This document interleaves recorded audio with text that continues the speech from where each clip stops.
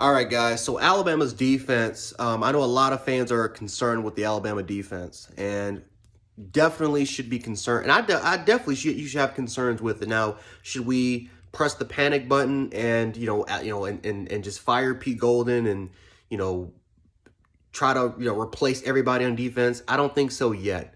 Listen, I knew that Pete Gold coming into this year that Pete Golding is not a great defensive coordinator. I think that he's a solid defensive coordinator, but he is not. He's not to the levels of Jeremy Pruitt, the Kirby Smarts of the world. He's not up. He's not up that caliber. Even though, again, I think he's a solid defensive coordinator, and I think we still got to remember, guys, this guy's still in his 30s. He's still a very young defensive coordinator that still is learning from Nick Saban. But still, I mean, the Kirby Smart, we can say the same thing about Kirby Smart, but Kirby Smart was terrific all throughout his career, even when he was in his 30s, when he was under Nick Saban's tutelage. But going back to our defensive problems, in the Florida game, we had a lot of problems. We couldn't stop the option at all. Our defensive ends really were not consistent when it came to outside containment. For the most part, even guys like Will Anderson got caught sometimes looking into the inside and the outside containment when Emory Jones was running the option, and it forced our safeties to kind of step up, and now they have to they now have to have two assignments. They now have two assignments, and that's really checking the quarterback and the running back, and that's just not a good thing. Because again, if Emory Jones keeps it or if he passes it, there's no one there there's not a cleanup guy. There's no one there that can follow up the safety. So that was one of our biggest problems, was that we lacked discipline, especially containing on the outside. We also missed gap assignments in our interior. There were times where we kind of chose the wrong holes for some reason, and we left these wide ass open gashes that running backs would just simply zoom past, and it would be huge chunks every single time. So we were undisciplined in gap containment for our edge rushers.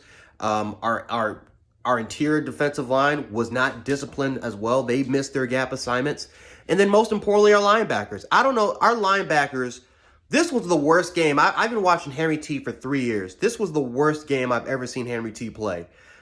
He looked really confused. He looked like he didn't really have any, that he looked like he just did not know his responsibilities.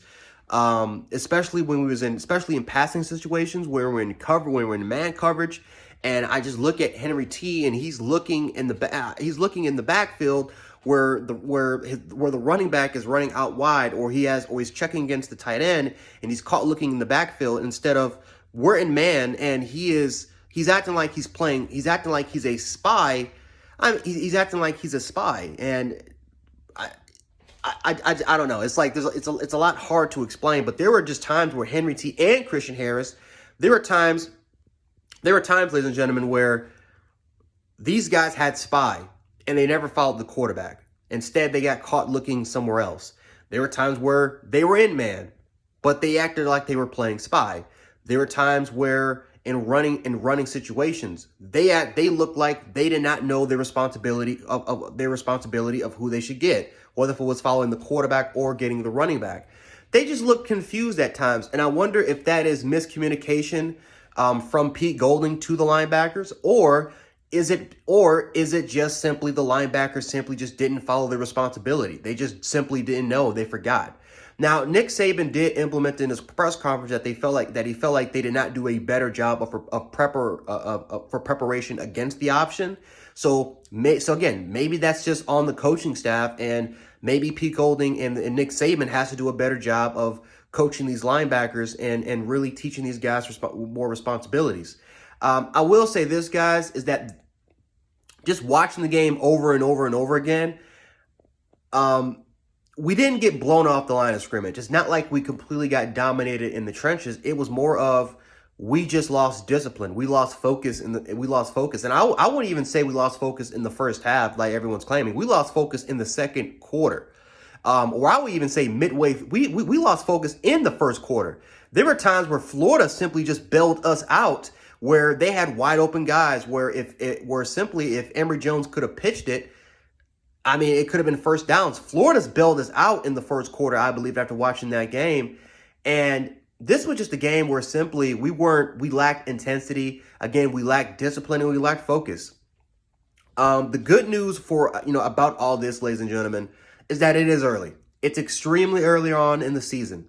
And this type of game, you would rather want early than compared to having a game late in the season where when you lose a game, it's going to cost you your playoff season. So I would rather have this type of game this early on in the season than having this in November. I think another thing too is that this was by far one Alabama's worst game. You can make an argument this was Alabama's worst game in 2 years. I know some people will say, well, Ole Miss put up 48 points, and that was no excuse to give up that many points, but Alabama's offense was on point. Alabama's offense in the Florida game, just like the same thing in the second half, simply just in the second quarter, simply just disappeared. They did not look right. They looked out of position. Well, they just did not look right. They lacked intensity. Even though, again, our offensive line had problems with Chris Owens playing out of position. I think Javon Cohen is more of a guard than a tackle.